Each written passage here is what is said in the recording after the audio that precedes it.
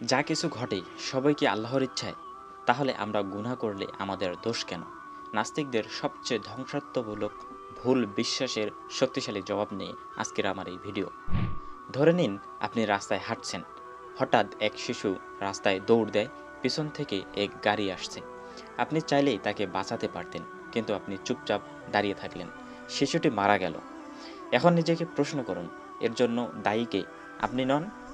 নাস্তিকরা বলে আমরা গুনাহ করি, অন্যায় করি, খুন করি, ধর্ষণ করি, সবই আল্লাহর ইচ্ছায়, তাহলে আমাদের দোষ কী? তারা বোঝে না এই যুক্তি দিয়ে তারা আল্লাহকে একজন অন্যায়ের উৎস হিসাবে প্রমাণ করার চেষ্টা করে। নাউজুবিল্লাহ। অথচ সেটা কোরআনের শিক্ষার সম্পূর্ণ বিপরীত। আজ আমরা দেখব আল্লাহর ইচ্ছা মানে কি, মানুষের ইচ্ছা কি সত্যিই আছে, আর আমরা কিভাবে দায়িত্বশীল। তারা মূলত এই আয়াতটিকে টেনে আনে, যেখানে আল্লাহ তাআলা বলেন, তোমরা যা চাও তা চাওয়ার নয়, যদি না আল্লাহ জগৎসমূহের পালনকর্তা তা ইচ্ছা করেন। সূরা ইনসান ৩০ নম্বর আয়াত। এই আয়াতের মানে কি? নাস্তিকরা বলে, দেখো, তোমার ইচ্ছাও আল্লাহর ইচ্ছার অধীন, তাহলে তুমি যাই করো আল্লাহর অনুমতি ছাড়া হয় না।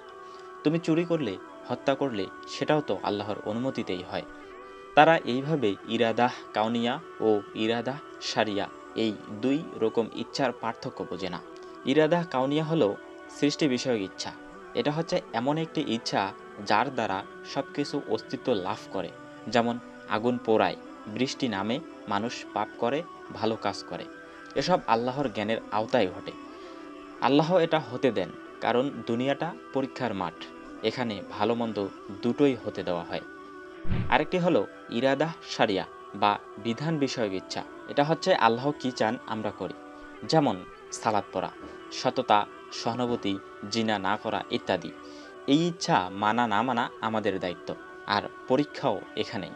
আল্লাহ বলেন, যে ইচ্ছা করে ঈমান আনুক, আর যে ইচ্ছা করে কুফর করুক। আল্লাহ স্পষ্ট জানিয়ে দিলেন, ইচ্ছা তোমার, তুমি চাও তো ঈমান আনো, না চাও তো ঈমান না আনো, কিন্তু ফলাফল তুমি নিজেই ভোগ করবে। অনেকে প্রশ্ন তোলে, আল্লাহ যদি জানেন আমি গুনাহ করব, তাহলে আমি দোষী কেন?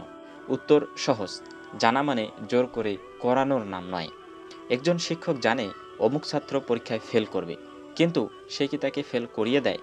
না, সে জানে, কারণ সে সেই ছাত্রকে চেনে, তার কাজ জানে। ঠিক তেমনই আল্লাহ জানেন কে কি করবে, কিন্তু তিনি কাউকে বাধ্য করান না। এ বিষয়ে আল্লাহ তাআলা বলেন, তাদের প্রতিটি কৃতকর্ম আমি লিপিবদ্ধ করেছি। সূরা কাহাফের ৪৯ নম্বর আয়াত। তুমি অন্যায় করলে তা লিখে রাখা হচ্ছে, কারণ তুমি করেছো নিজের ইচ্ছায়। ইবলিস জানতো আল্লাহ আছেন, ফিরআউনও জাদুকরের মাধ্যমে জেনে গিয়েছিল এটা অলৌকিক, কিন্তু তারা ইচ্ছাকৃতভাবে অহংকার বেছে নিয়েছিল। আল্লাহ বলেন, তারা সেগুলো অস্বীকার করল, যদিও তাদের অন্তর বিশ্বাস করেছিল, অহংকার ও জুলুমের কারণে। তারা বলে, আমি যা করলাম তা আল্লাহর ইচ্ছায়, আমি দায়ী না। কিন্তু এই যুক্তি দিয়ে একজন খুনি বলতে পারে, আমি তো ইচ্ছা করিনি, আল্লাহ ইচ্ছা করিয়েছেন। একজন ধর্ষক বলতে পারে, আল্লাহর ইচ্ছা ছাড়া আমি তো কিছুই করতে পারি না। এটা এক ধরনের নৈতিক আত্মঘাতী চিন্তা, যার কোনো মূল্য নেই। ফলে বিচার, আইন, ন্যায় বিচার কিছুই থাকবে না। আল্লাহ যাকে হিদায়ত দিতে চান, তার হৃদয় ইসলাম গ্রহণে প্রসারিত করে দেন, আর যারা গোমরাহি চান, তার বুকে সংকীর্ণতা করে দেন, যেন সে আকাশে উঠেছে। অর্থাৎ তুমি যদি সত্য চাও, আল্লাহ তোমাকে হেদায়েত দিবেন, আর তুমি যদি গোমরাহি চাও, আল্লাহ তোমাকে সেই পথেই ছেড়ে দেবেন। আর যদি আপনি সত্যের কথা শুনেও এটিকে পাশ কাটিয়ে যান, কাল কিয়ামতের দিন আপনি কি বলবেন? হে আল্লাহ, আমি শুধু আপনার ইচ্ছায় গুনাহ করেছি।